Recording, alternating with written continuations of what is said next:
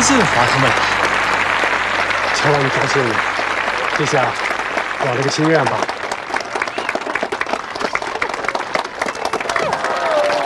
你跳的好不好？跳得好。本来以为还可以积累一些取笑你的素材。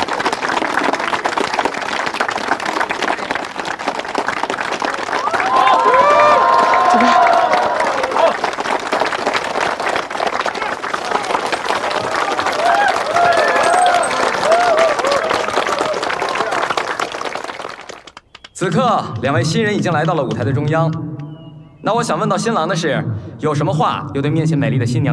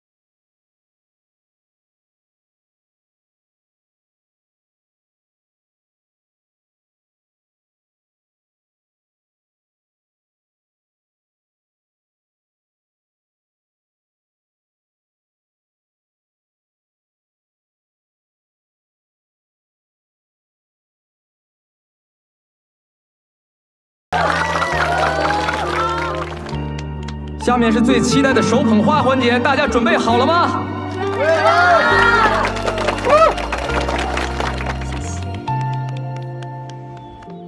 今天我想搞一个特殊，我想把我手上这一束捧花送给我的母亲赵美兰女士。你送给我了。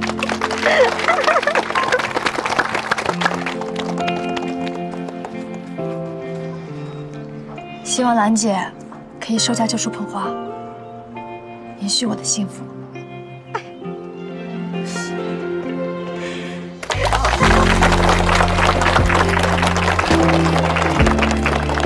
赵叔，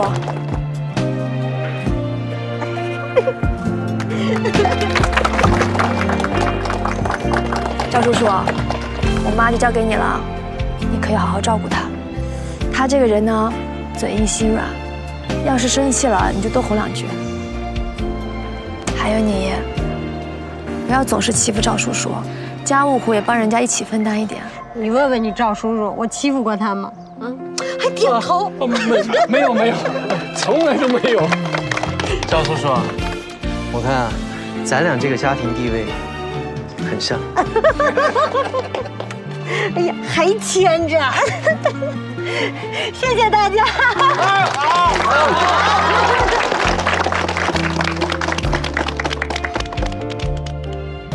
云珍啊，阿姨就把维安交给你了啊。这嫁女儿的话都被你一个人说光了，我都没词儿了。好啦，阿姨，你放心，我一定会照顾好维安。放心吧。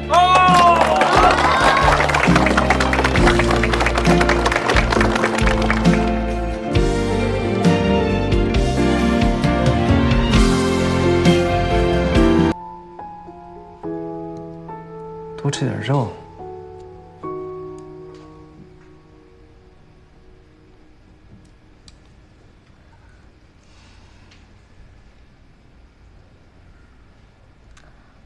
我刚刚是走神，手还很听使唤的。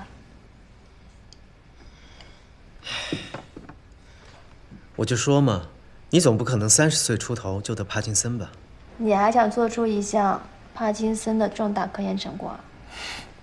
我怕是给不了你这个机会。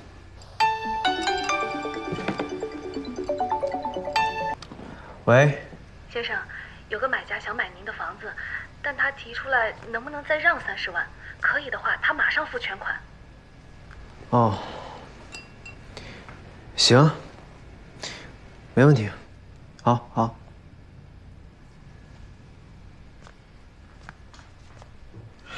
谁给你打电话了？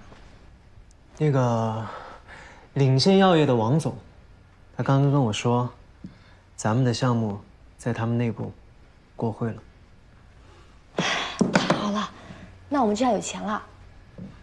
你都不知道，我都准备把自己的保险去套现了。而且兰姐更夸张，她都把她压箱底的存折房本拿出来了。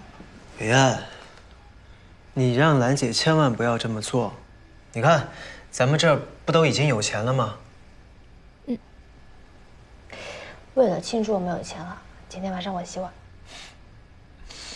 你呀，乖乖的吃饭，碗呢，还是我来洗。吃点肉。小孙啊，哎，老规矩啊，卫生打扫干净，所有物件别挪地方，原样摆放。好嘞，老爷子，老爷子您就放心吧，您呀真上心，儿媳妇都不在了，把房子啊还打扫得井井有条的。门怎么开着？啊，对呀。你们是谁呀？怎么有这个房间的钥匙啊？老先生您好，您是？我是房主的爷爷。啊，您是顾先生的爷爷啊？您好，您好，我们受顾先生委托要将这个房子卖掉，这2位是顾客，正在看房。卖掉？他为什么要卖房子呀？这个我不太清楚，我只知道他卖的挺着急的。具体原因您还是自己去问问他吧。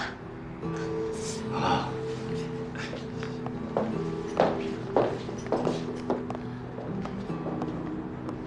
小王，云峥最近有什么事儿吗？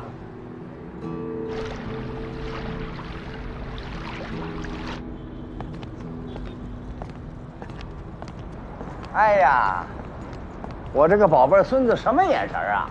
啊，还不如我这个老头子，这么大的投资人到场了，居然没发现。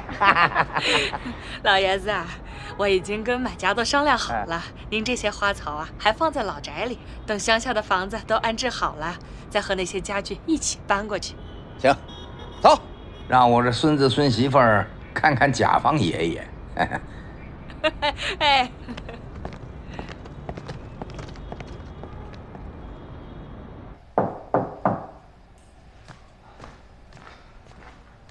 来了。爷爷，孙阿姨，哎，你们怎么来了？这小子不欢迎啊！欢迎欢迎，我来。老爷子，您的东西放这儿了，我就先回去了。谢谢啊，客气了。爷爷，爷爷，你怎么把行李都带来了？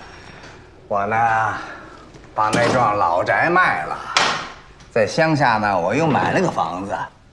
爷爷，您那老宅怎么能卖呢？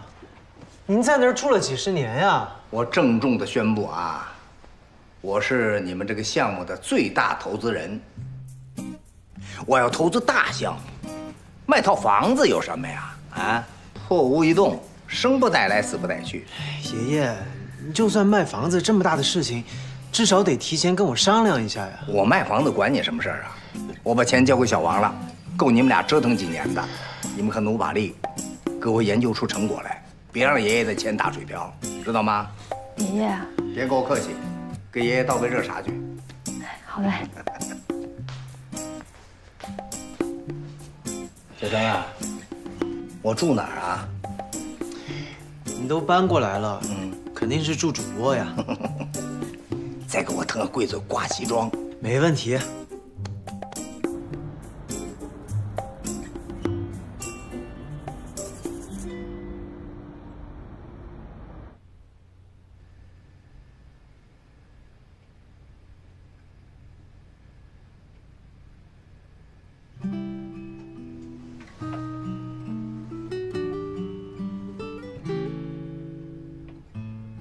你醒了，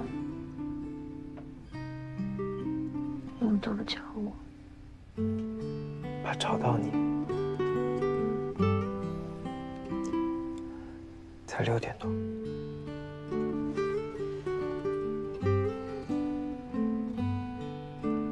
昨天晚上有没有气到你？有。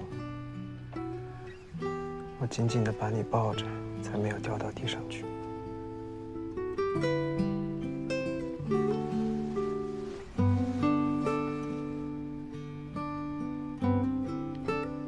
云正，小苏，吃早饭啦。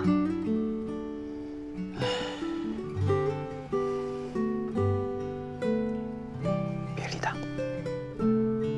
赶紧的，今天我亲自下厨，让你们俩好好补补身体。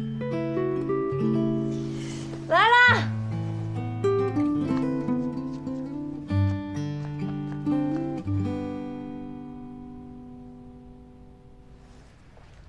来啦！哎呀，营养早餐。谢谢爷爷。这是黑豆糙米粥，这个是红枣莲子羹，这个鸽子汤，都是他补。这是鸽子汤啊，爷爷。你在这个鸽子汤里面放了什么东西啊？为什么闻上去奇奇怪怪的？我放了灵芝和野山参，特别有营养。我是跟小孙阿姨特别学的。你们喝来，小苏多喝点，你看怎么样？尝尝。爷爷，其实您不用那么辛苦的，我们平时早上店吧一些包子、馒头什么的。就是。而且我们院有食堂。哎呀，食堂的饭怎么吃啊？哪有我这个有营养啊？爷爷，我们知道您是好意，但是您这些该不会是什么黑暗料理吧？我算明白了，爷爷岁数大了，起了个大早给你们熬的营养早餐，你们都不爱吃。谁说的？我喝。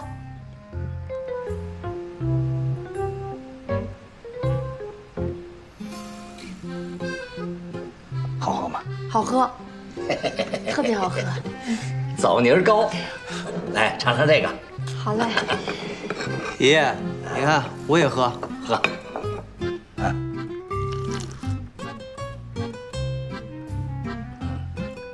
好喝，好喝好。爷爷天天给你们做。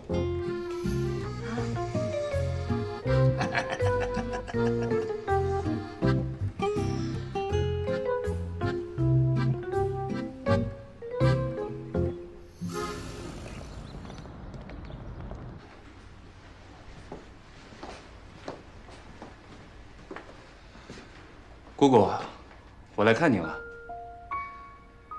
你先出去吧。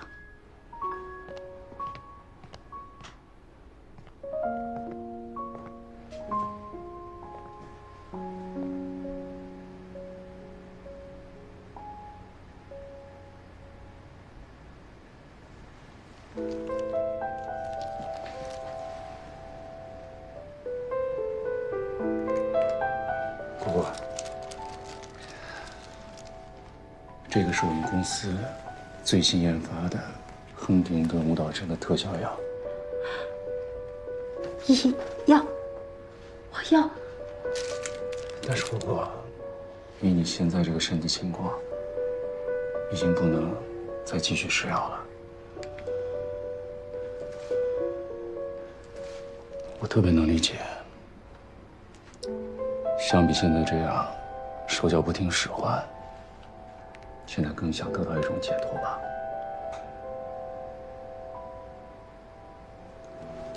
现在这个药呢，正在招募备试阶段，正好有几个名额。姑姑，我不逼您，您自己做决定。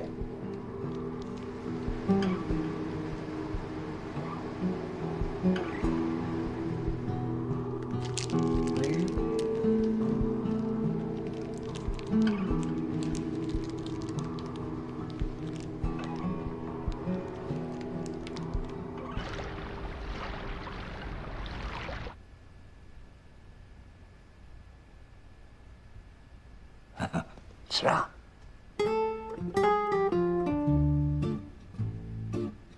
吃啊，快吃！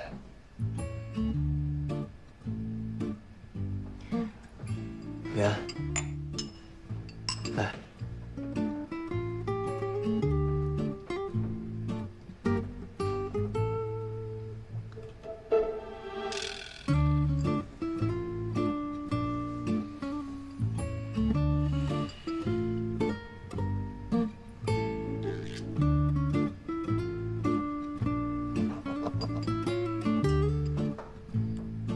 维恩，你流鼻血了。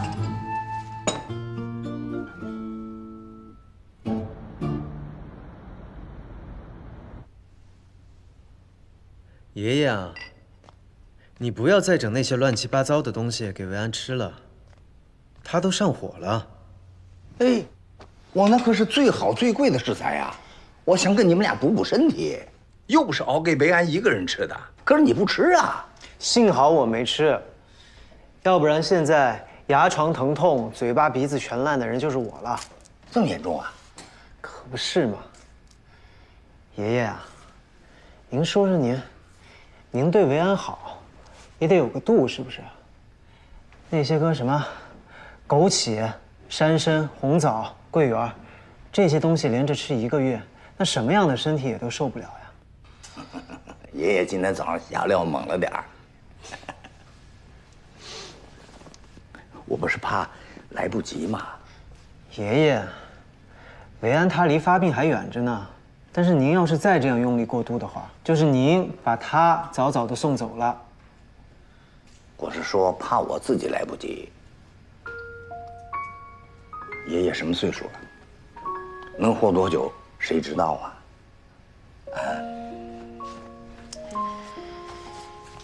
我呀，不求四世同堂，最起码你们俩这个恋爱长跑，我得看到终点吧。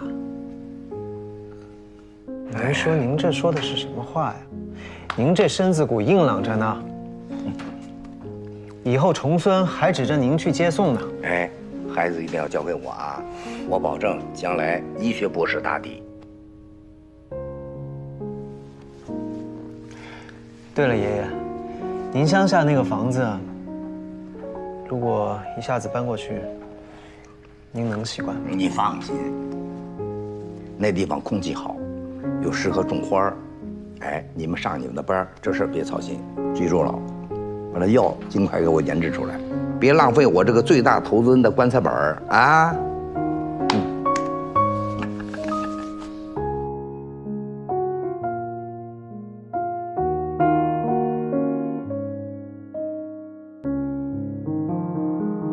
定你买的这是橙子吗？你不觉得它长得像柠檬吗？嗯，回来了。品种不一样，好着呢。喂。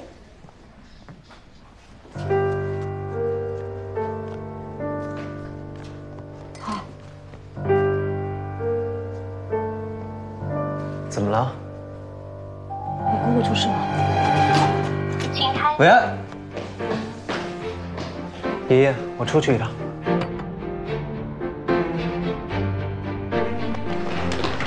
我姑姑怎么样？刚送进手术室。维安，等我。患者情况怎么样？患者刚送上救护车就发生了脑疝，120送到医院就陷入了重度昏迷。头部 CT 的检查结果是蛛网膜下腔出血。快！患者心脏停搏，血氧饱和度62。1毫克肾上腺素进推。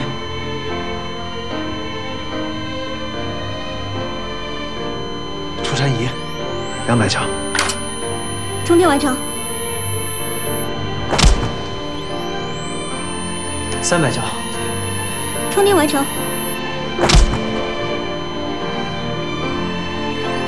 360焦。充电完成。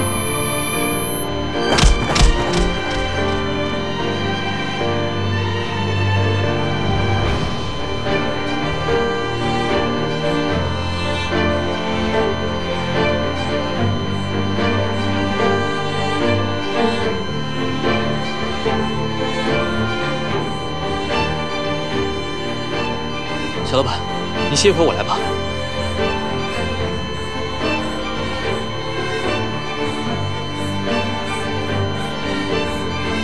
小老板，宣布死亡时间吧。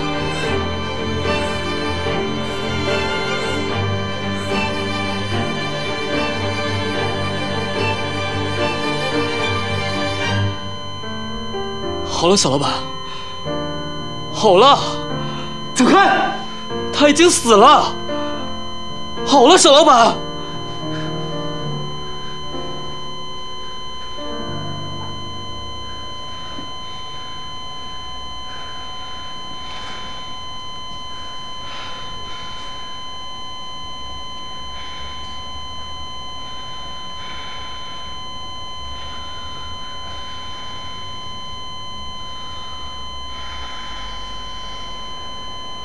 患者溯源，死亡时间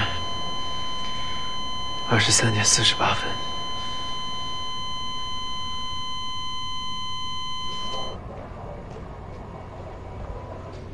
怎么样？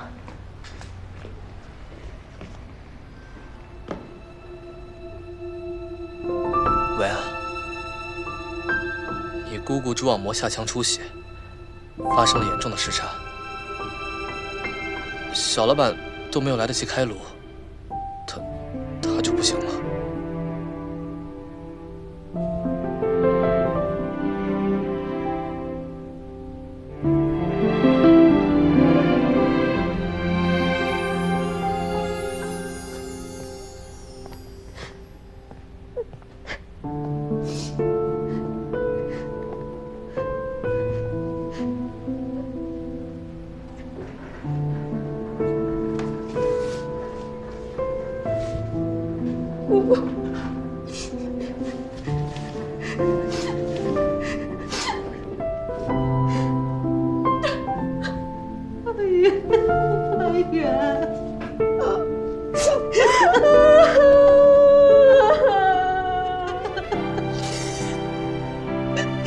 你为什么不说一句就走？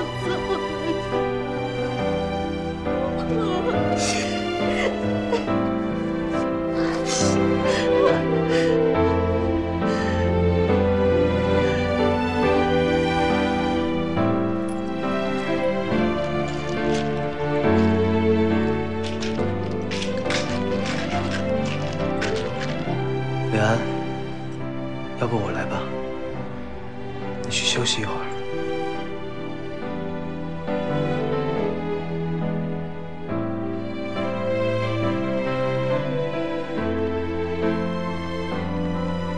苏小姐，苏阿姨让我把这份文件交给你。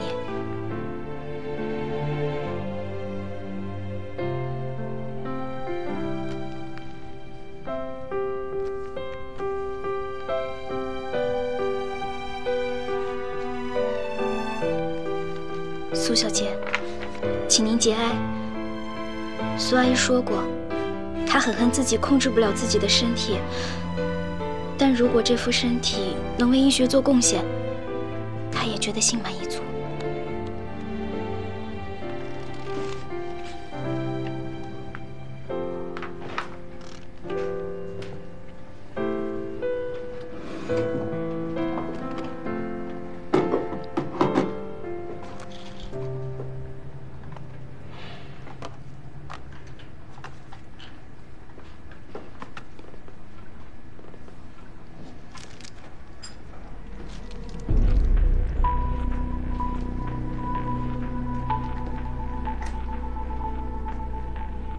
小静，你知道姑姑吃的这个药是什么吗？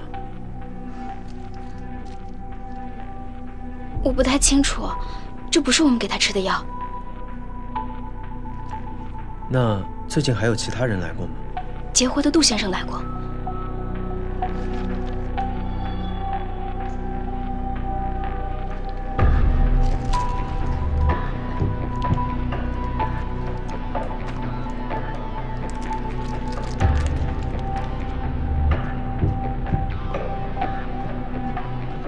队长，你给我姑姑吃的什么药？维安，你在说什么啊？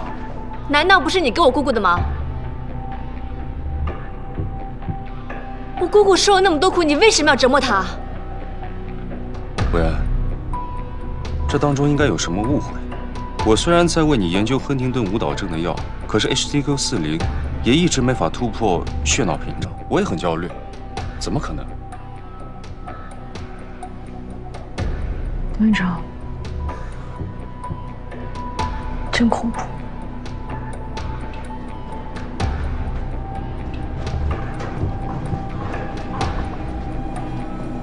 胡总，怎么了？苏渊吃了1个多月新药，死了。新药还没有通过审批啊！如果被媒体知道我们地下临床实验死了人，我们谁都脱不了干系的。定好了，封锁消息，这件事情除了你知我知，不许第3个人知道。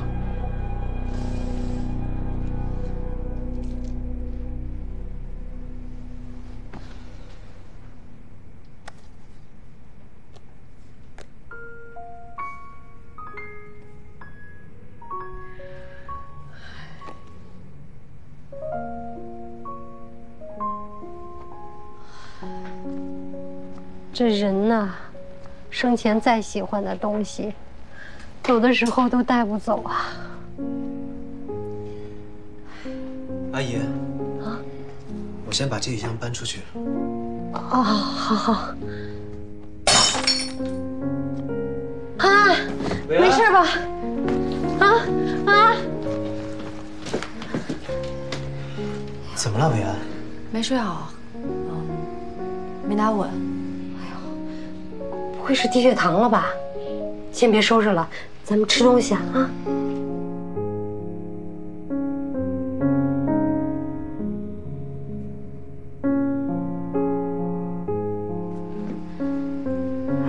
小郭，要不这样，咱们先把东西往车里先放。来，啊。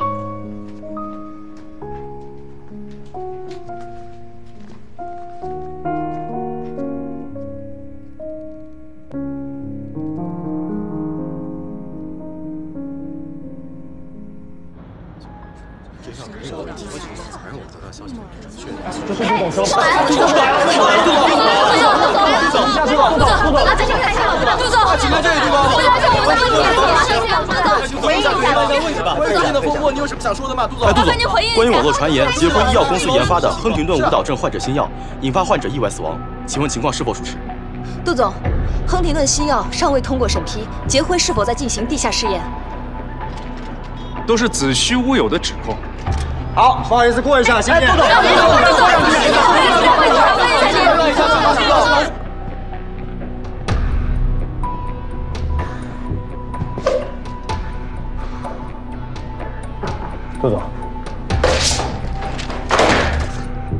说了封锁消息吗？记者怎么知道的？杜总，肯定和苏小姐有关，我们要早做打算。万一苏小姐搜集到了证据交给警方，我们会有大麻烦的。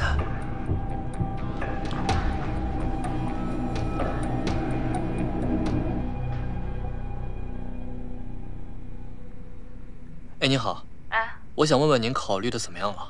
你们那个 GHS380的临床试验，我爱人还是不参加了。请问你有什么顾虑吗？这样，我们约个时间，我登门跟你面谈。据说试药是会吃死人的，你们怎么都没提前讲啊？华人是大医院，我们是正规的实验室。哎呀，你不用再说了，你们也不要再给我打电话了啊！喂。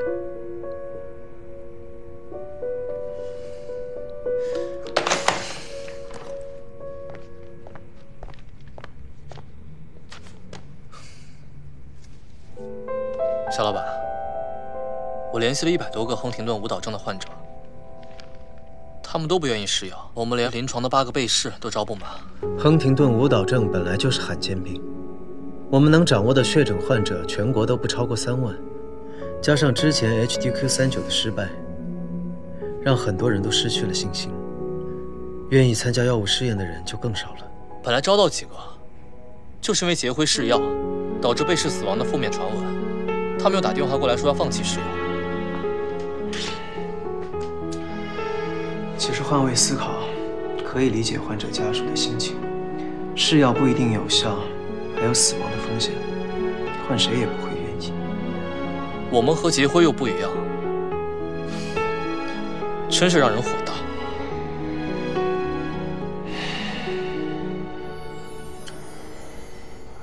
这件事情先不要告诉苏维安。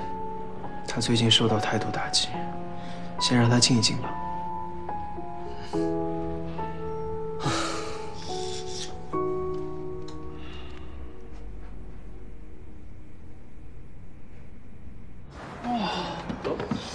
哇，好烫！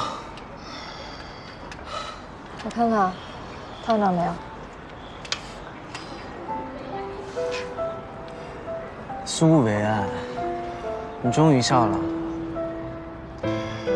我算是知道了，你的幸福感啊，就得建立在我的痛苦之上。刚出锅就剧端，外科医生的手不能受伤，你不知道？他家的馄饨啊，就得就着锅气吸溜着吃。不信你试试。快啊！不然一会儿凉了，我这手不就白烫了吗？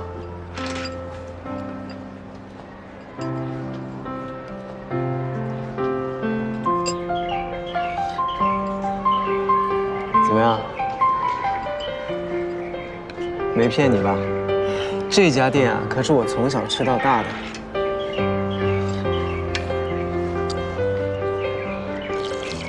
慢点喝，吃过热的食物。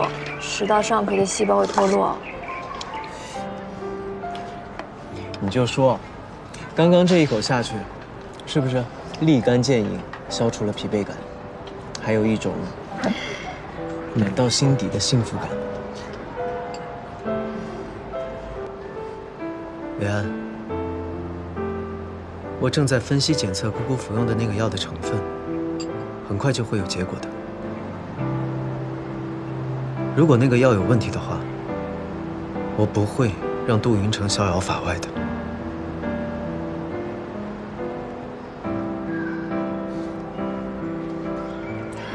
好了，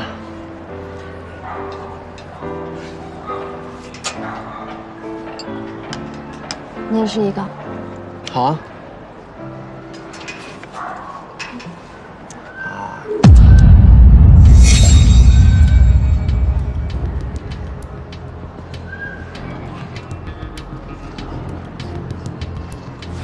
没事儿。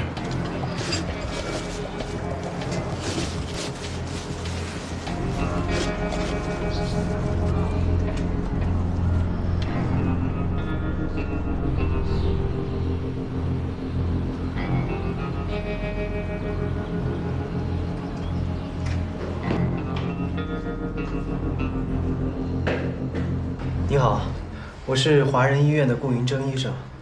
这个是我们特效药邀请患者试药的一个宣传，您可以看一下，了解一下。不要，快走！女士，不要，您先了解一下行吗？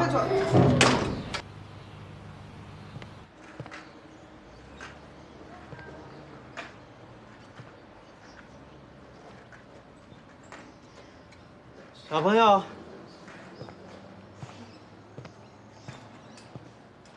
朋友，你认识王红霞女士吗？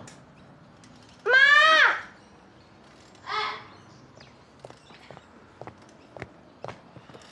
你谁呀？请问您是王红霞女士吗？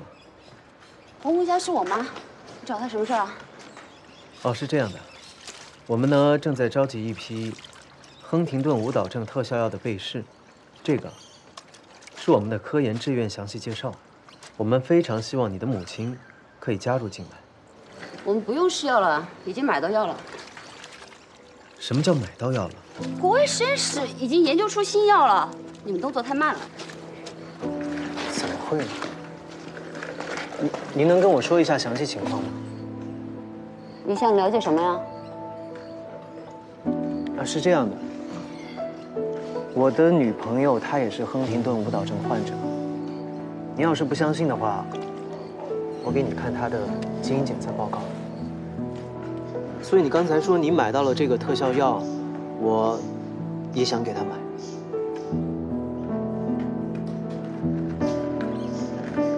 程程，去把门关上。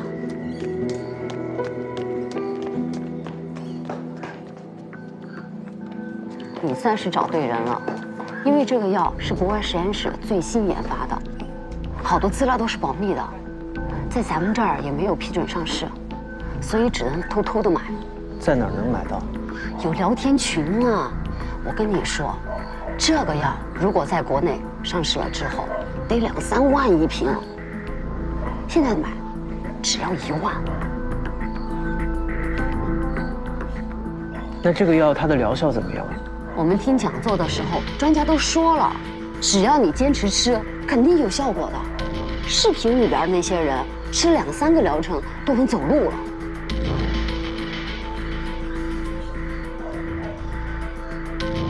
那这位女士，我也想要买药，我想要进群。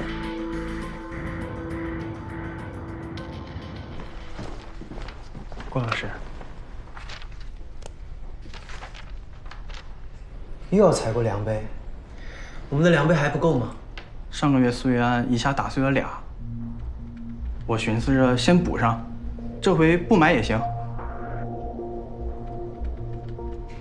他一次打碎了2个，你也知道，苏维安最近家里事情比较多，可能一时精神恍惚了吧。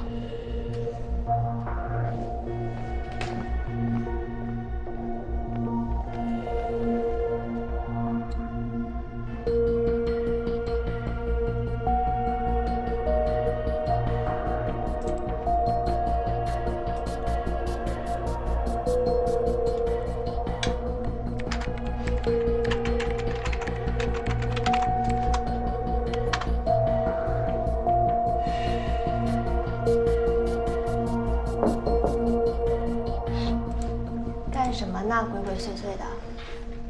哎，你呢？最近工作忙不忙？还可以吧。你呢？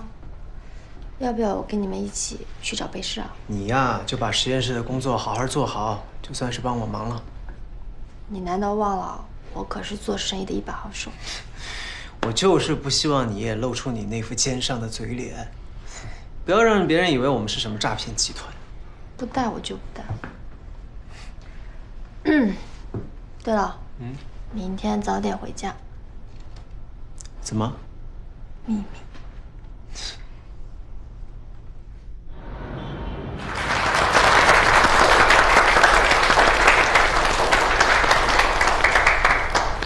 家人们，艾施恩定作为针对亨廷顿舞蹈症的基因靶向药，它的诞生是全世界舞蹈症患者的福音。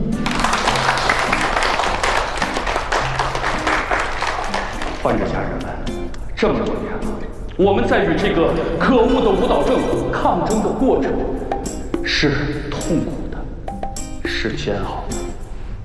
但现在，爱生病给我们带来了幸福和希望。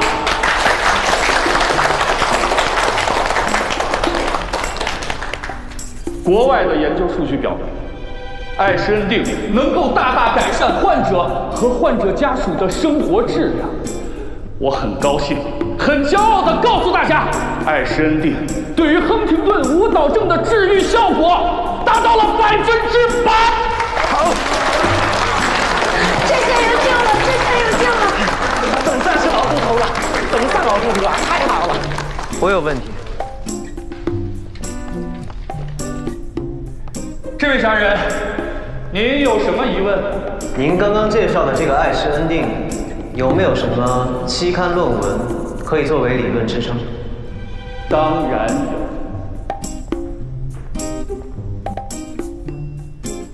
这个就是爱施恩定的研发团队发表在国际著名医疗期刊《JAMA》上的论文。这上面详细的记录了它的药物原理和它的研发过程。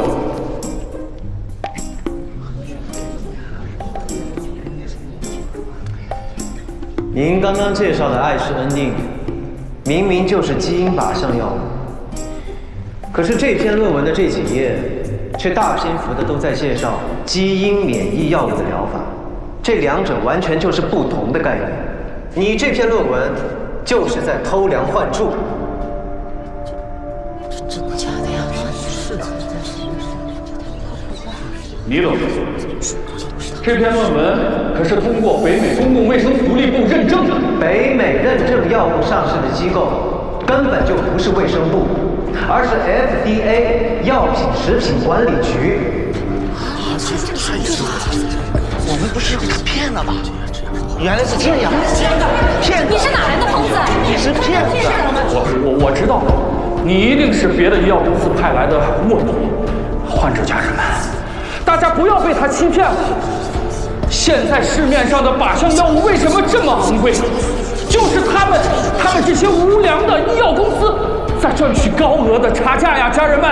他们这么诋毁我们，为什么呀？就是为了现在卖给你们高价药啊，家人们！他们才是骗子！去，赶紧走吧！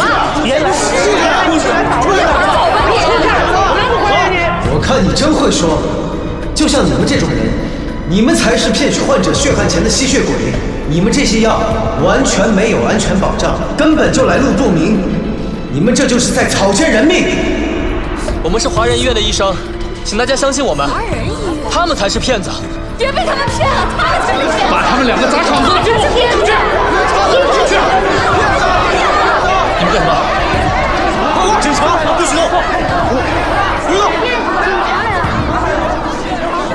哪位是顾医生？警察同志，顾医生，蹲那儿。真的非常感谢您的报案，老实点啊！也多亏了您提供的这些材料和一些证据，我们才能够把这个假药诈骗案这么快就给破了。真的非常感谢您。这些年，像他们这种罕见病患者，处境已经非常艰难了。这些骗子，就是利用了他们病急乱投医的心理，大肆敛财，实在太可气了。警察同志，辛苦你们。哎，不客气，那我先过去了。顾医生，林姐，你怎么来了？我一听到消息就立马赶了过来。很多患者群体和患者家属都集体的失联，不再跟我们联系，我就知道肯定是他们在搞鬼。要不是你用专业知识搜集他们这些犯罪证据，恐怕他们还要狠捞一笔患者们的救命钱啊！林姐，这些年你也为舞蹈症患者做了非常多，这些都是我该做的。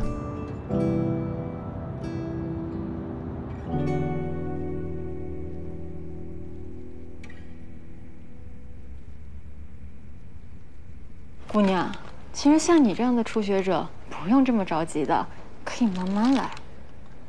我今天必须得做出来。是送给男朋友的吧？心意最重要。今年不行，还有明年、后年嘛。明年、后年，恐怕到那时候更做不好了。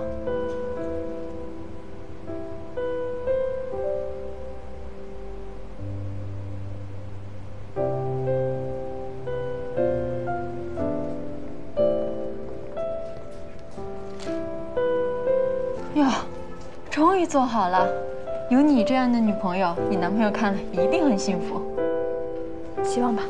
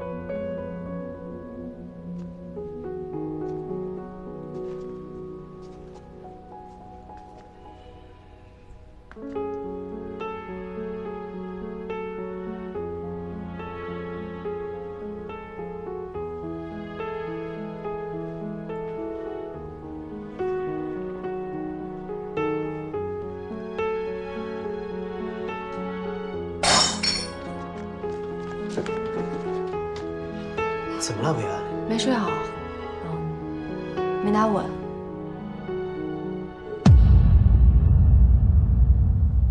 上个月苏玉安一下打碎了俩。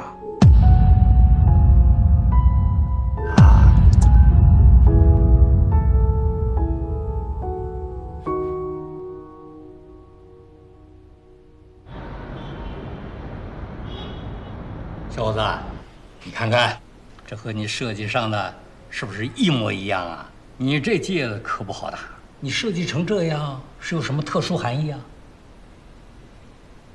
这是莫比乌斯环，拓扑学结构，循环往复，没有尽头，象征时光永续，爱情永恒。这个寓意好，求婚用的吧？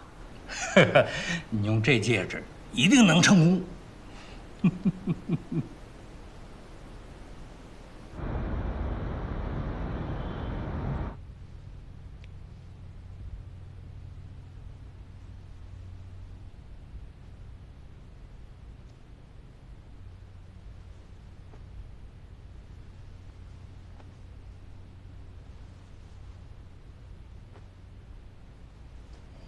周末了也不多睡会儿。找到你了。现在都没有人相信星耀的誓言，你再多去跑几家。自从我们谈恋爱以来，每天都在做实验、学习、做论文。我们好像一天轻松情侣都没有当过。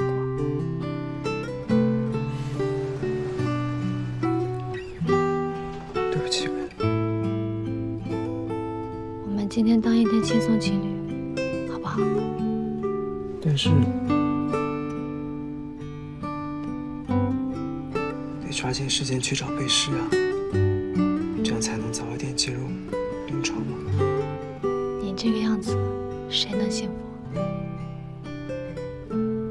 就听我的吧，今天出去轻松一点。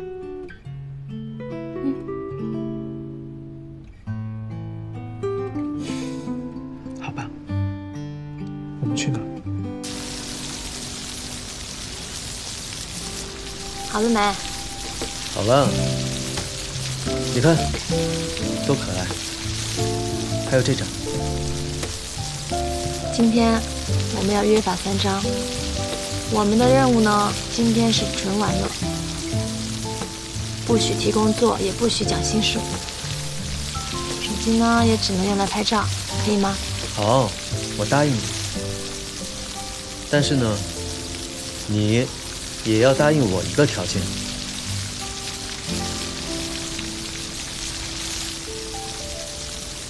今天不准松开我的手。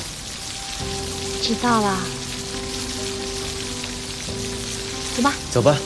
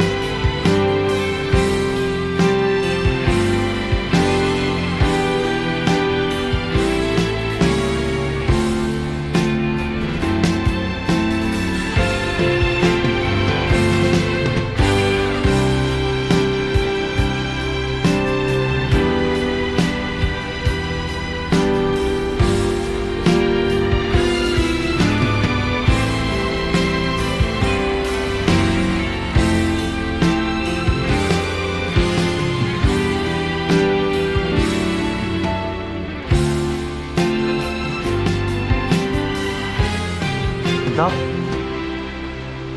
哪来的？买的呀。好甜。好吃吧？你也吃一口。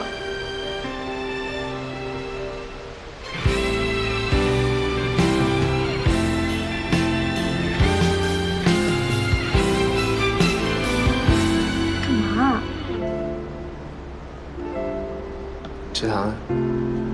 是这个糖。走。今天开心吗？开心啊，特别开心。那答应我一个请求好不好？好啊，你说。找背试那么困难，不如就从我开始吧。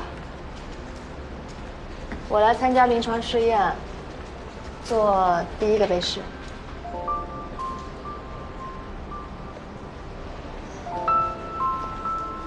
维安，你我发病了，这也瞒不过你。不行，维安，你的病才刚发不久，还不是特别严重，我怎么可能让你去做第一位背试呢？我不能让你冒这个险。喂，这哪是一个医生该说的话呀？我现在不想做医生，我现在就想做顾云峥，就想做苏维安你的男朋友顾云峥。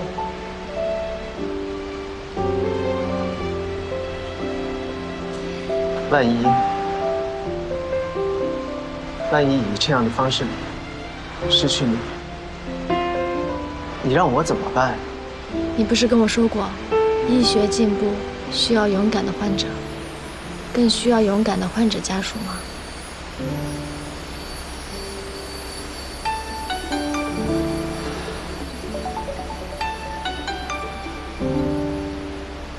小老板，3环路发生了连环车祸，快点回医院吧。快去吧，还有患者等你。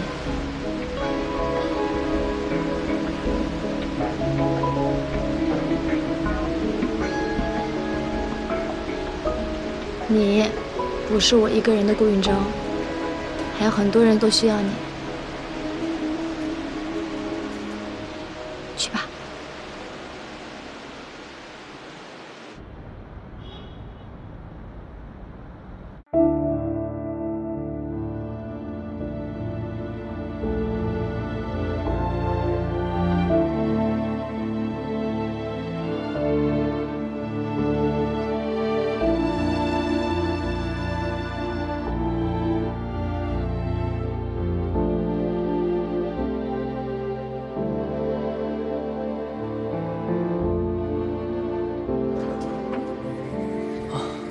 对了，小老板，我又去跑了3家，还是没有人愿意做背试啊。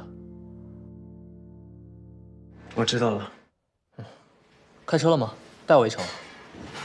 我想一个人走走。哎，小老板，你怎么了？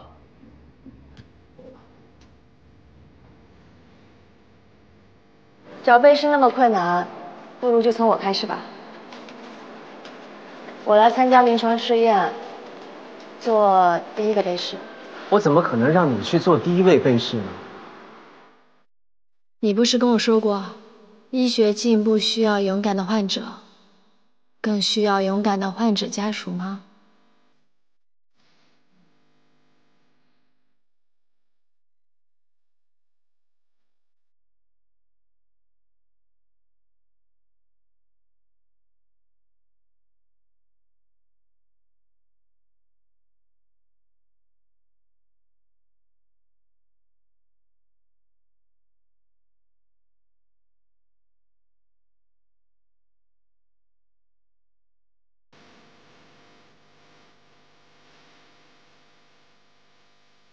我喜欢你，很喜欢你。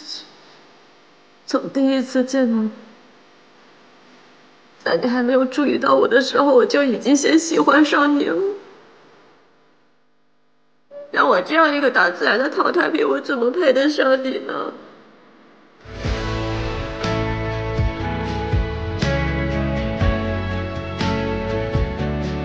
你刚刚许的什么愿啊？你先说。结婚。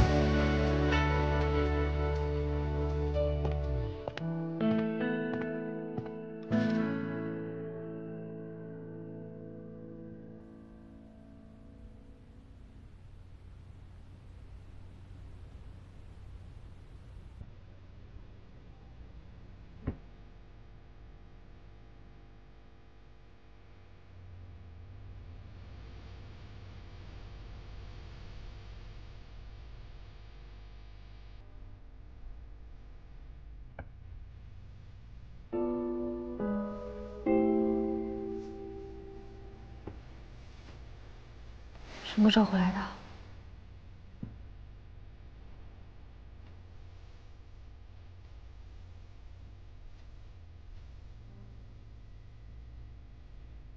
薇安，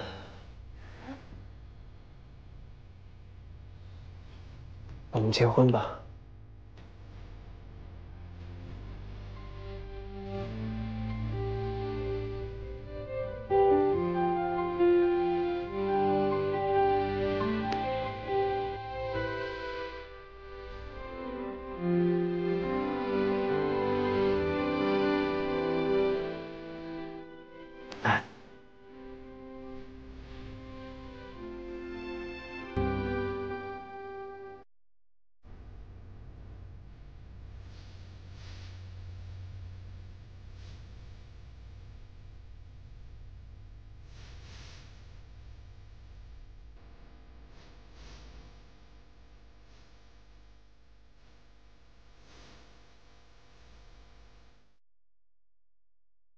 戴上戒指，以后咱们就是家人了。你要吃药，我拦不住。不过，不管将来你发生任何不良事件，我都会对那个结果负责。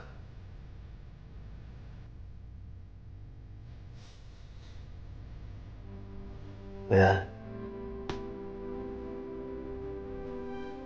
你是上天赐给我的那道光。从今往后，除了死亡，没有什么事情可以把我们分开。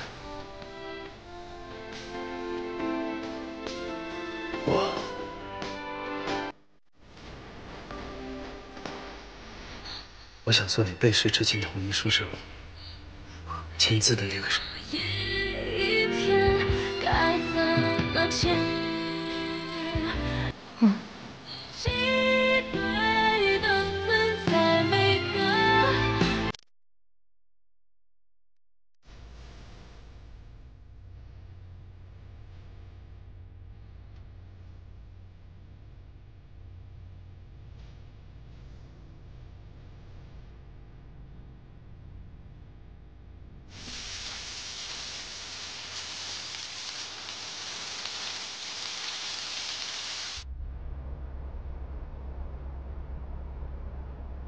大家好，我是华人医院神经外科的一名医生。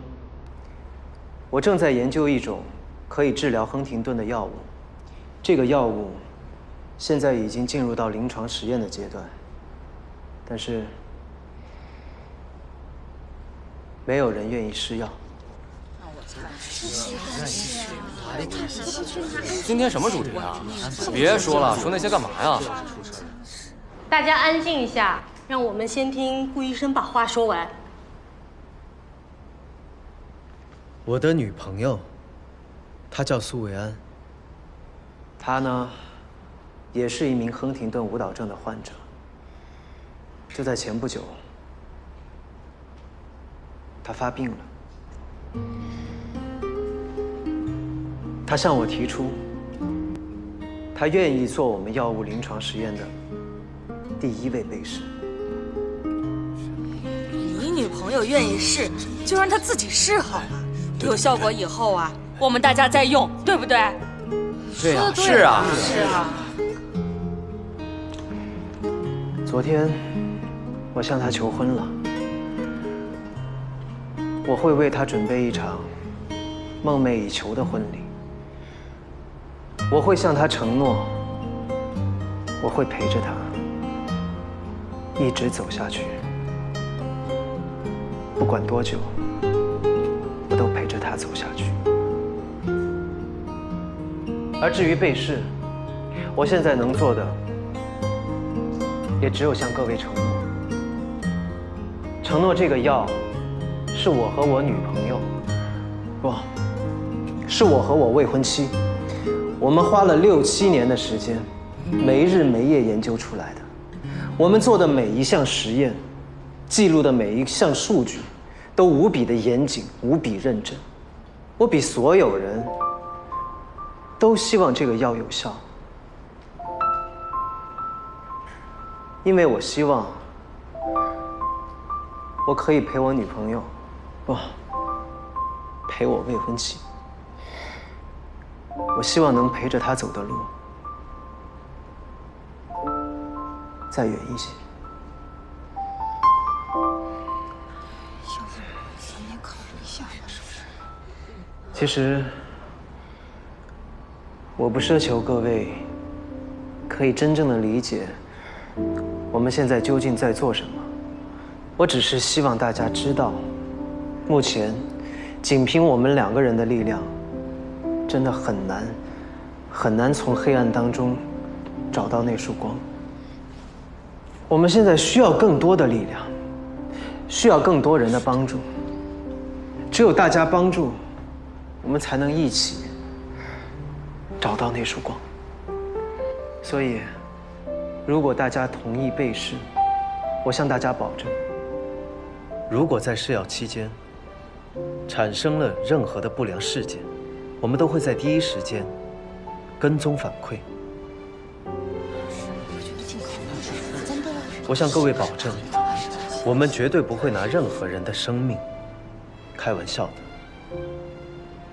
谢谢大家。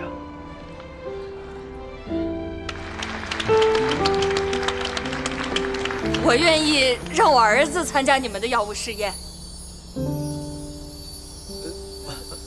我也愿意，我也愿意参加药物试验。谢谢。顾云珍找到临床被试了，这么快吗？是的，病友群里面说，华人医院的医生连他女朋友都开始试药了，所以大家就开始跟风了。你是说，顾云珍让苏维安去试药？对。他是不是疯了？杜总，现在楼下有记者，这个时机您不适合抛头露面。别乱我，杜总。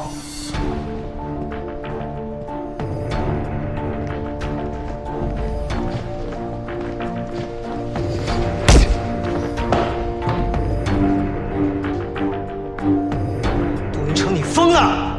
你为什么同意苏维安去试药？你不是她男朋友吗？你为什么不阻止她？我向她求婚了，我现在是她的未婚夫。我同意她参加 GHS380的临床实验。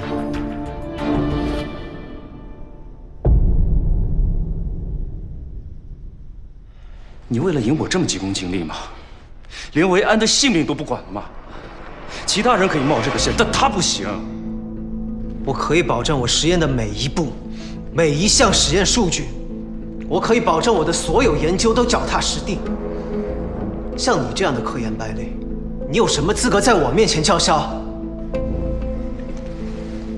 你说谁是科研败类？要不是你的那些地下实验闹出人命，我们怎么可能连一个被试都找不到？韦安他又怎么会刚刚发病就要被迫参加试药？杜云长，这一切难道不是你造成的？你胡说！你这就是欲加之罪。只要能治愈舞蹈症，管他是不是地下实验，管他有没有审批文件，那都不重要，无所谓的。你听听你说的这些是人话吗，杜云长？你连苏维安他姑姑的性命都可以不顾。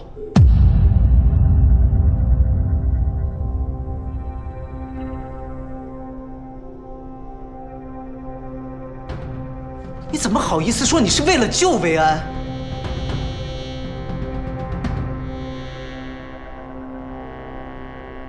你难道想让维安依靠一个毫无保障的3无药品吗？以你现在的进度，猴年马月才能出新药啊！等你的新药上市了，维安他可能已经死了。只有我的药才可以救他，我是他唯一的依靠。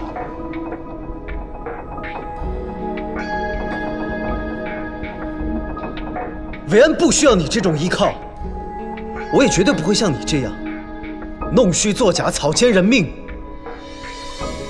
你的药太脏了，就算真的能救命，维安也不会吃。你凭什么替他做决定？再说了，你难道不懂活着才是希望这个道理吗？其他的根本就不重要。杜云成，你好好摸摸你自己的良心，问问你自己，你走到今天这一步，究竟是为了研究出治愈维安的药，还是为了告诉所有人，你比我强，是他们看走了眼？随便你怎么想，只要我决定的事情，没有人可以阻止我。杜云成，我警告你，离苏维安远一些。就你做的那些龌龊事，我绝对不会善罢甘休。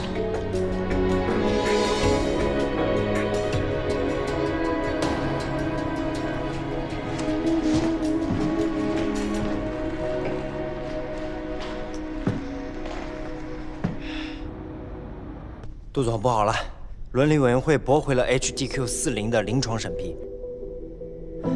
您快看一下。凭什么不会审批？杜总，协会的股价连续跌停，已经有股东开始撤资了。还有，他们要求您立刻辞去 CEO 的职位，并召开新闻发布会，说明情况。真是树倒猢狲散啊！赚钱的时候一个比一个贪。杜总，要不先暂停研发？新药绝不能停止研发。小郑，下一笔的研发资金马上安排把项目款拨付下去。杜总，没有通过审批还要继续拨款，董事会那里我们恐怕真的是不太好交代啊。你没毛病吧？我花大价钱请你来当财务总监，是让你来解决问题，不是给我来提出问题的。对不起，杜总，赶紧去办，我去解决。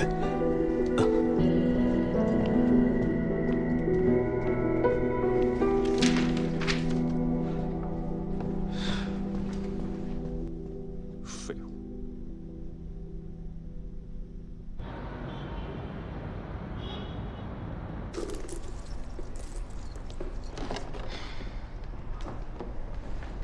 不好了，杜总，警方突然传唤研发部主任。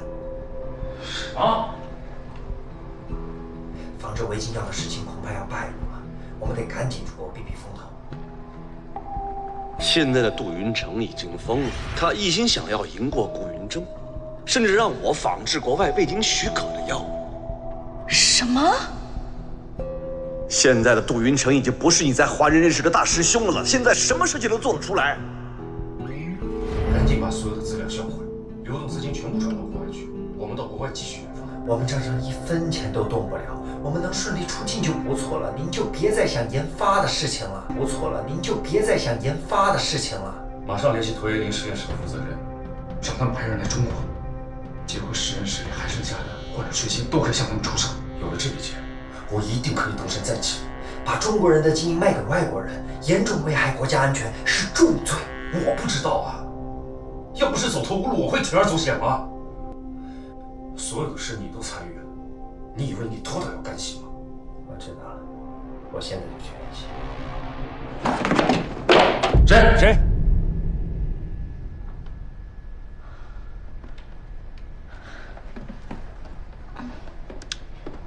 云成，是我。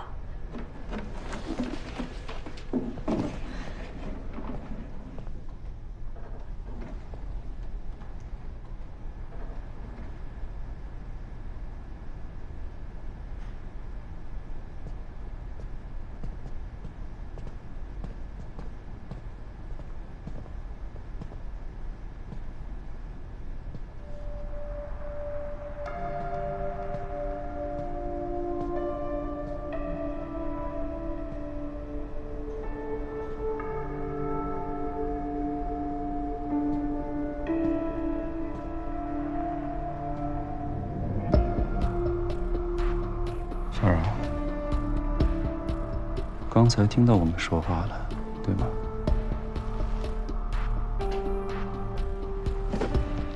云城，你带我一起走吧，我愿意为了你放弃一切。杰辉现在已经是个烂摊子了，你耗在这里也没有用。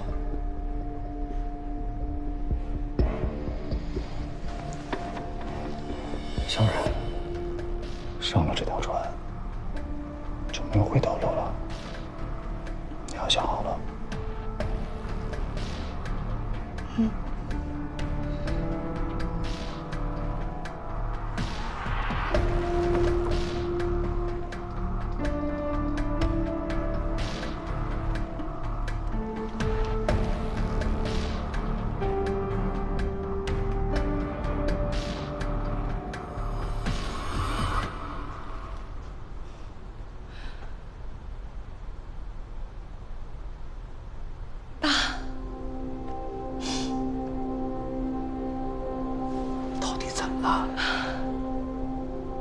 云城一直在骗我，他说新药是在您的成果基础上研发出来的，是 SGQ-39的升级改良版，实际上是仿制国外的违禁药。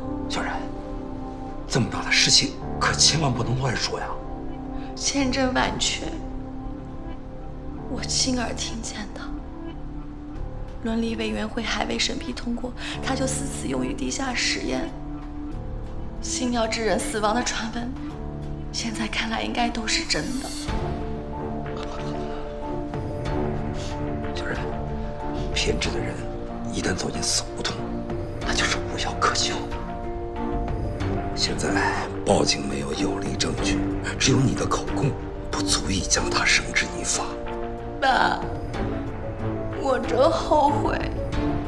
我想做出成绩给你看，但从来没想过会闹出人命。雨辰现在变得特别可怕，我都觉得我不认识他了。爸，我该怎么办？小冉，别怕啊，知道错了改了就好。不管你以前犯了什么错，只要能够迷途知返，你永远都是爸爸的好女儿。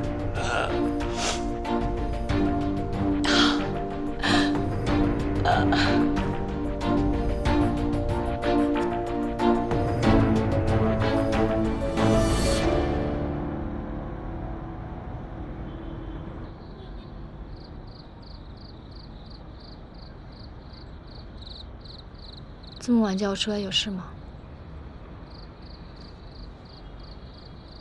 薇安，我想告诉你，杰辉研制出来的新药，对外说是 SGQ-39的升级版，其实是仿制国外的违禁药。这些我都知道。他给我姑姑吃的药，我们已经分析出了成分，交给警察了。薇安，他还要去国外继续研发，为了筹集资金，他还要把实验室的血清卖给国外的实验室。他疯了！中国人的基因信息外泄，会严重危害国家安全。只有你能劝他，他最在乎你。你还是劝他收手吧。他如果还有一点良知，他就不会害死我姑姑了。那现在应该怎么办呢？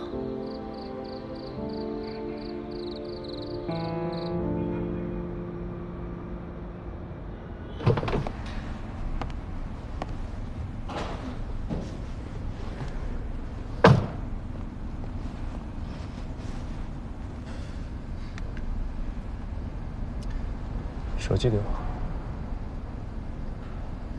我给你手机干什么呀？我还想在车上看会儿东西呀。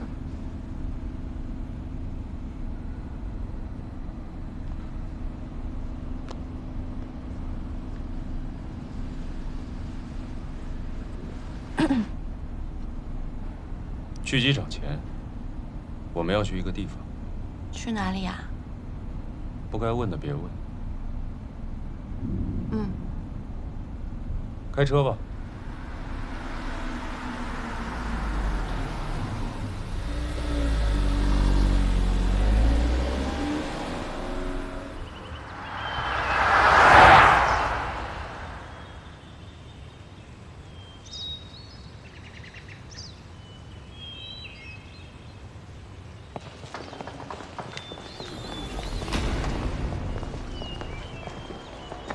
啊，张，你终于想到了，我就知道你会找我。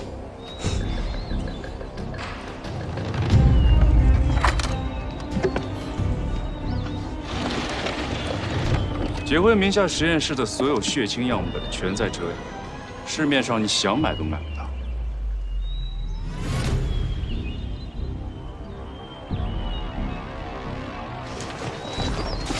应该就是这了，因为已经10分钟没有动了。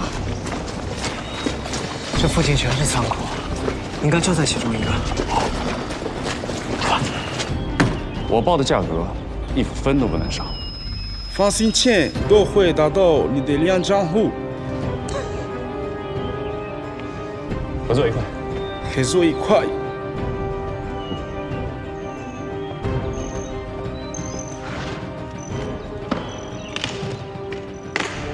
怎么了？没怎么，有点晕车，头好痛啊。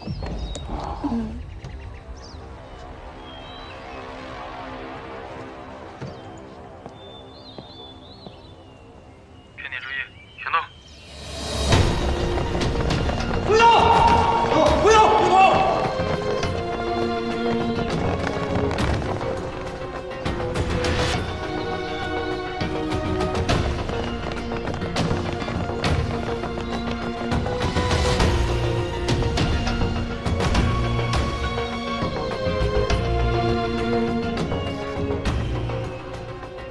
云山，云城，对不起，你不能再错下去了。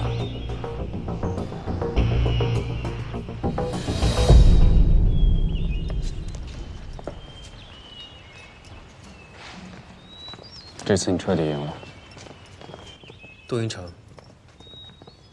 你永远都是从别人身上找原因，从来不反省你自己。你把中国人的人体生物样本卖给外国人，这严重危害国家安全，这是重罪。一群罕见病患者的血清，在我手里起码能卖个好价格，在别人手里只会当垃圾扔了。优胜劣汰，适者生存，有些人是活不下去的。牺牲一部分，没什么可惜啊。你怎么会说这样的话呀？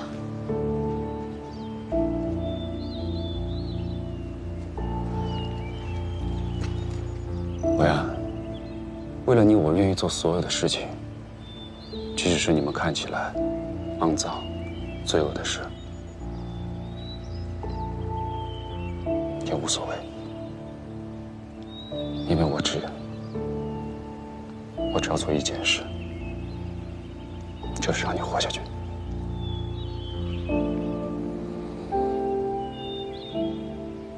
顾云章，现在你满意了？你偷走了我的幸福，我的家庭，我的童年。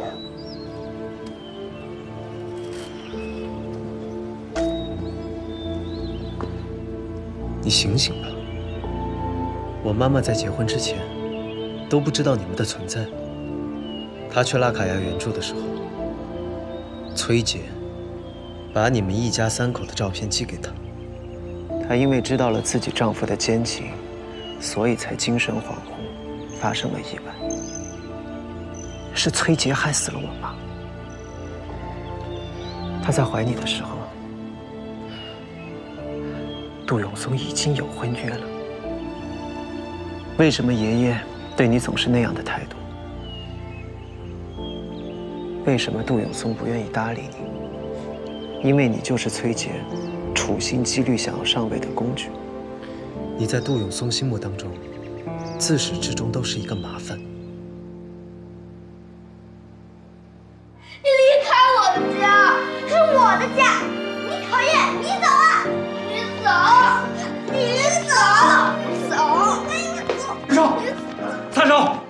干什么呢？老公，都是云城不对，你别责怪云峥。云城，快跟弟弟道歉。你这孩子！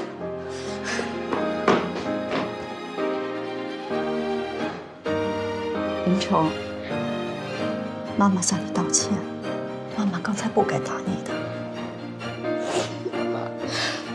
我是不是爸爸的儿子？这到底是不是我家？当然是了，傻孩子，你怎么问这么傻的问题啊？那爸爸为什么会跟云峥的妈妈结婚？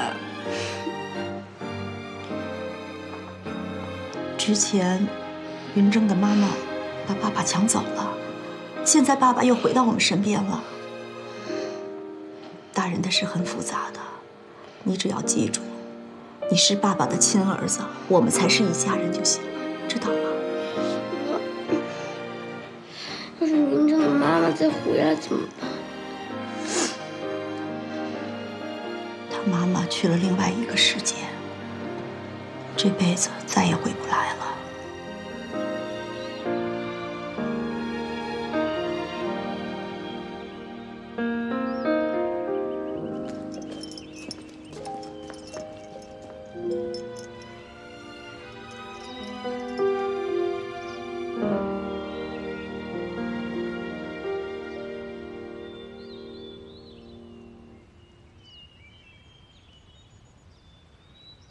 被告人杜云成非法走私人体遗传资源，非法生产违禁药品，并致人死亡，情节特别严重。根据《中华人民共和国刑法》第141条、第334条，本庭宣判：处以有期徒刑15年，并没收个人全部财产。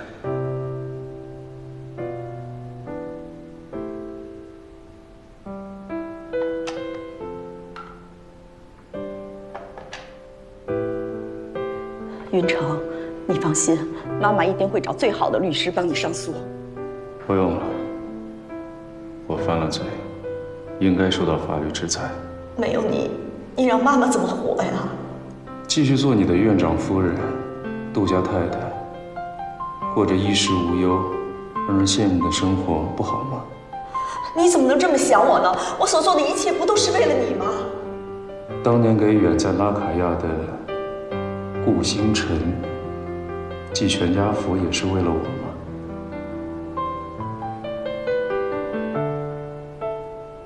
你是怎么知道的？我从小到大都不明白为什么爸爸和爷爷偏爱顾云峥，不管我再怎么努力，他们都看不上我。我越是要证明我自己，他们就越看不上我。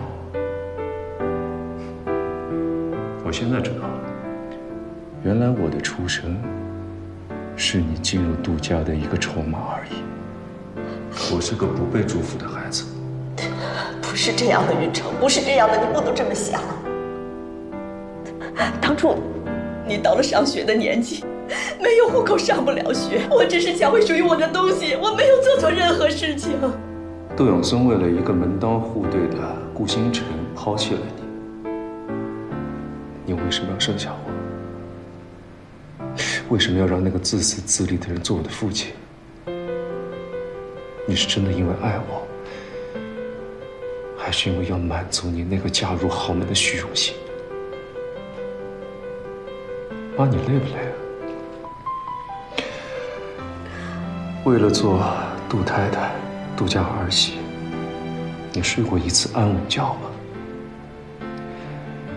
你小心翼翼地讨好爸爸、讨好爷爷，不就是害怕再做错一次事，被他们赶出那个家吗？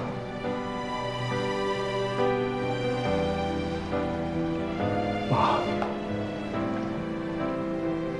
我今天变成这个样子，难道不是你和杜永松造成的？不是的，云城，不是的，你听妈妈解释。云城，云城，你听妈妈解释。云城，云城不是这样的。云城，你听我解释啊，云城，不是这样的。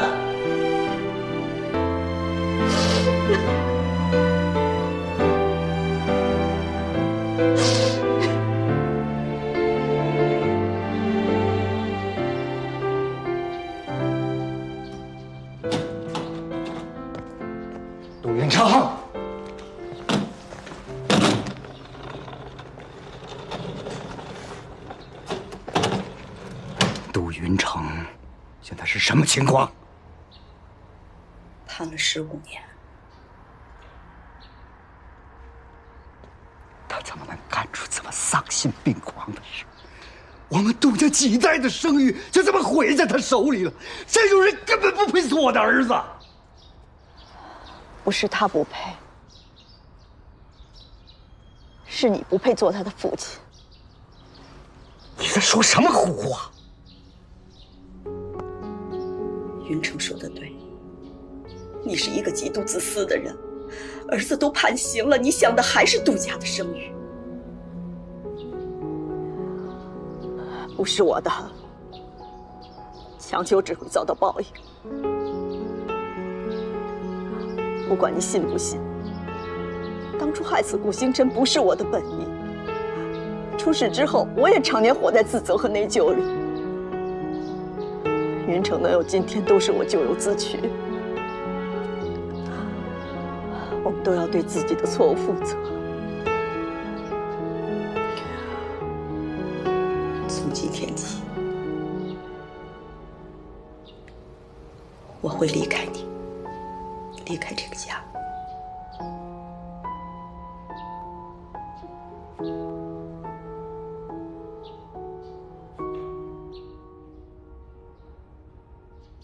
顾先生、苏小姐，感谢你们选择我是你们这次专属婚礼策划师小齐。这3年来，其实我也为很多新人都打造他们的主题婚礼，所以说这一次呢，你们2位一定有一个毕生难忘的体验。就是我所设想的这些元素，在你们这边全都可以实现，是吗？当然啦，我们的工作就是把客人的想象力变为现实嘛。这个没见过世面呀。我第一次结婚，当然没有经验了。难道你还见过什么不为人知的大世面？别瞎说。2位是怎么认识的呀？有没有什么特殊的故事可以分享一下吗？他暗恋了我8年。哪还有8年啊？怎么有8年？哎，苏小姐，重点是暗恋啦，暗恋是一个很美好的情愫哎。哦，你们是医生啊，可以试试我们这边的医院主题婚礼。不用了。不要！我可不想我自己的婚礼变成单位的联欢会。有的人在单位里一直扮演奴役我角色呢。哪有？哎，你们说份子钱包多少合适呢？怎么着得800、1000吧？那么多？哎，以我们的交情，2000往上走了。院长好，王主任好，院长好。什么事情这么热闹啊？啊，我们科的顾云峥顾医生要结婚了，给我们全体人都发了请帖。哦，王老师啊，你也有一份红色炸弹，请签收。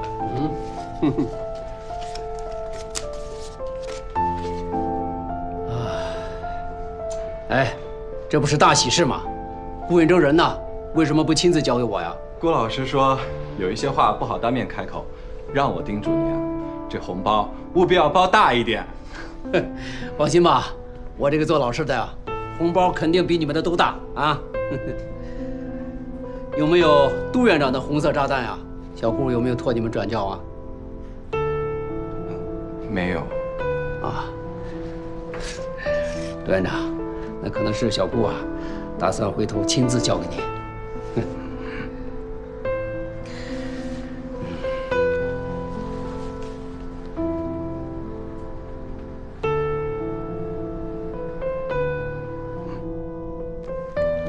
你们先忙，吧。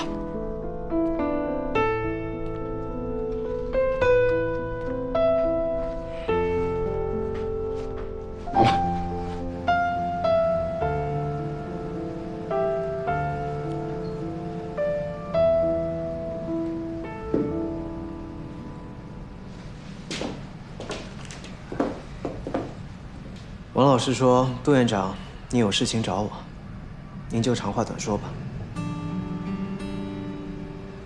哎，你坐吧。不用了。是这样的，就是你以往的履历，无论是授课带教、临床实践、业绩成果，还是发表的论文专著，早就够评郑教授了。我让秘书给你整理了一份职称晋升的材料，已经申报上去了。辛苦杜院长了。不过，升不升教授，其实我没有那么在乎。王焕忠都在审批上签字了，我这儿就更不用提了。所以你的申报很快就会通过。我叫你过来就是想把这个好消息告诉你。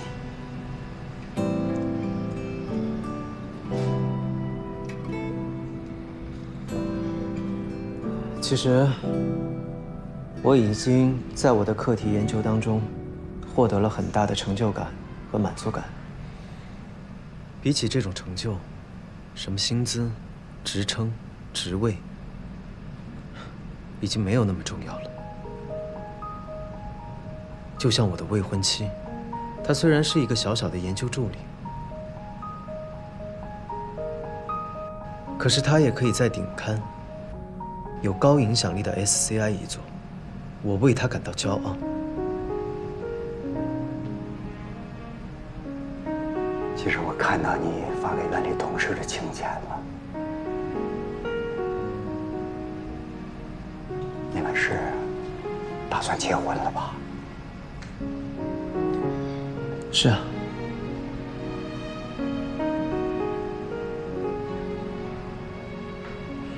如果杜院长你想去参加的话，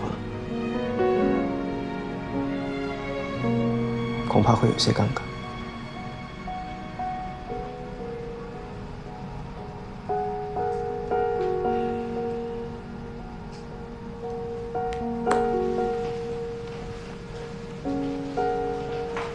院长，以前很多事情是我做的不对，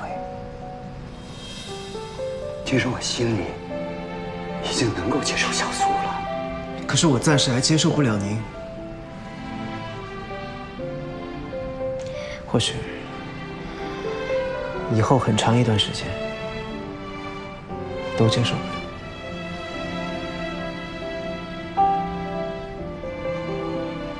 都这么多年过去了，你还不能原谅我吗？如果您觉得人活着什么都不用做就可以获得幸福，是不是有些不公平？尤其是对于死掉的人。院长，你的好了。如果杜院长没有什么其他的事情，我就先走了。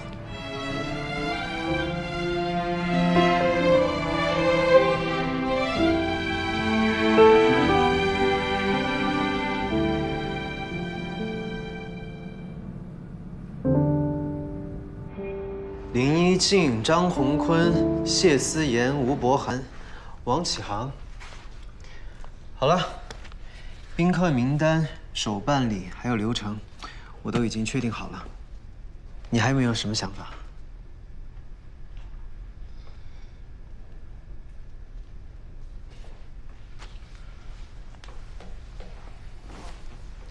怎么了？要嫁给我了？感觉你好像不是很开心呀。没有，我只是在担心，如果婚礼那天我一不小心手抖，把捧花扔到地上，这算不算是婚礼事故？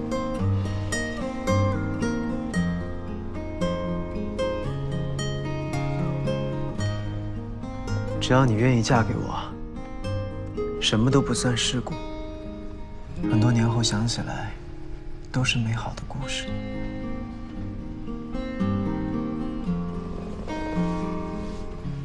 我觉得我现在幸福的不像话。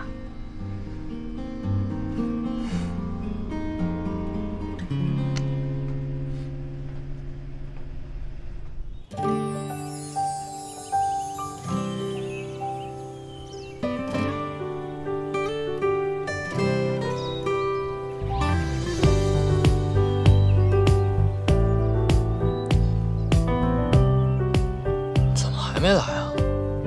着什么急啊？这不是快了吗？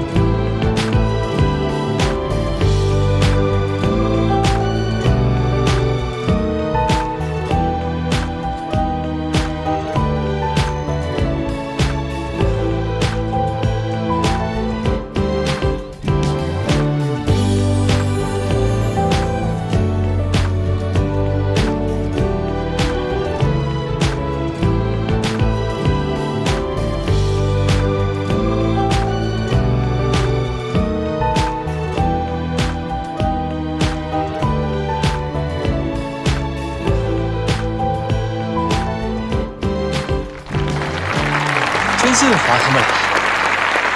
乔王，你高兴了，这下了了个心愿吧。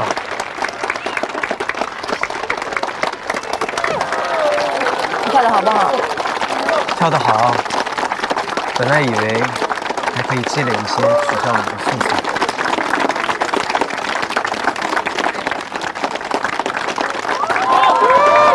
走吧。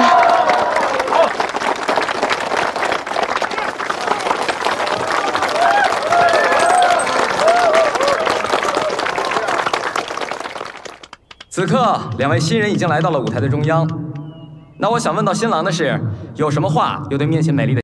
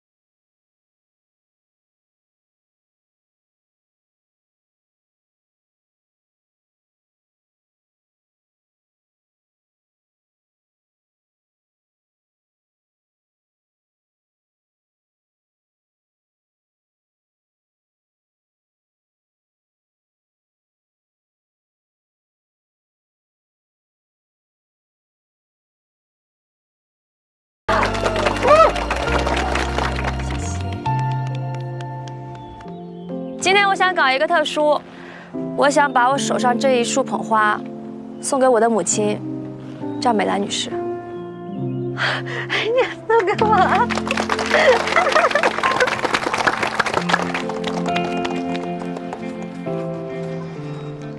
希望兰姐可以收下这束捧花，延续我的幸福。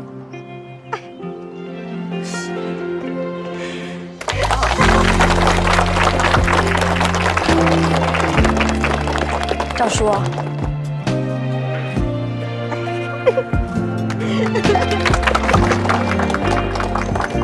赵叔叔，我妈就交给你了，你可以好好照顾她。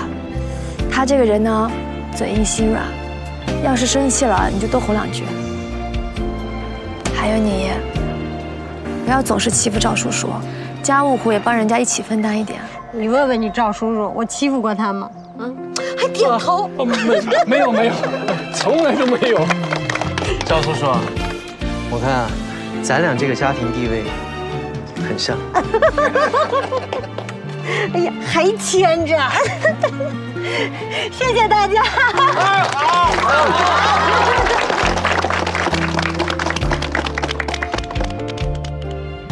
云珍啊，阿姨就把维安交给你了啊。这嫁女儿的话都被你一个人说光了，我都没词儿了。好啦，阿姨，你放心，我一定会照顾好维安。放心吧。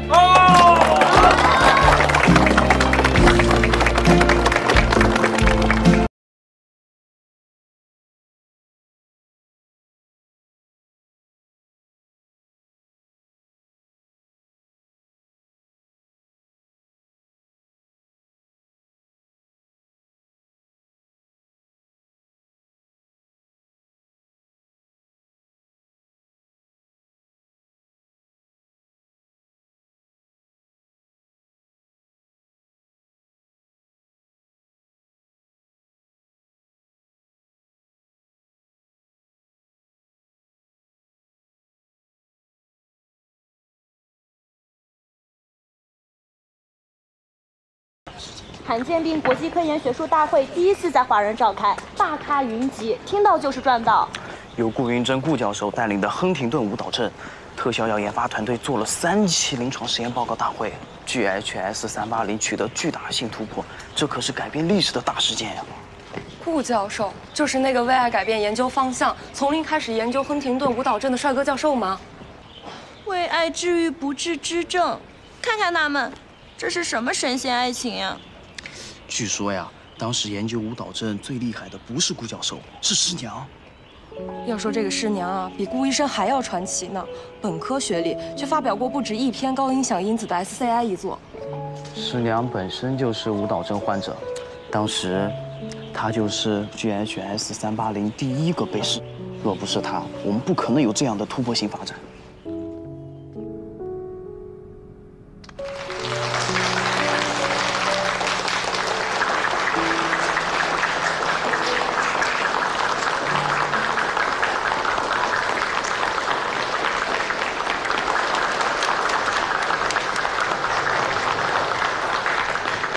GHS380能够有今天这样的进展，首先，我想感谢所有患者的信任。如果不是当年所有患者的支持与奉献，我想，我们肯定不可能这么快的突破困难。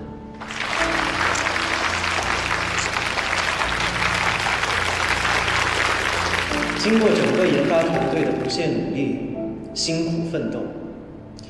GHS380在改进之后，终于通过了3期临床实验，被批准上市，用作早期亨廷顿舞蹈症的治疗。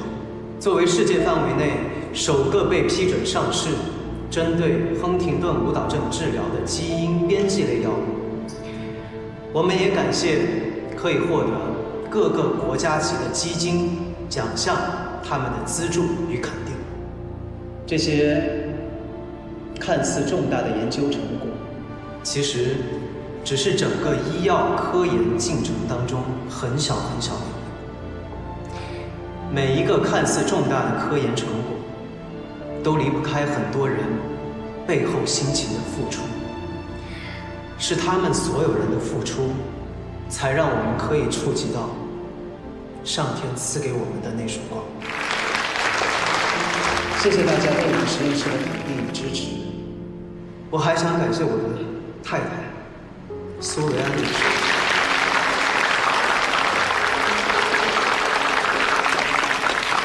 这这么重要的场合，苏医生怎么没来呀？是迟到了吧？我听说他向来不按常理出牌的。是他挺身而出，以身试药，作为战友，作为伴侣，在我的研究和人生道路上，不断地给予我力量。最后，我还想感谢所有勇敢的患者，感谢你们从未放弃过与亨廷顿舞蹈症的斗争。这扇希望之门是属于你们所有人的。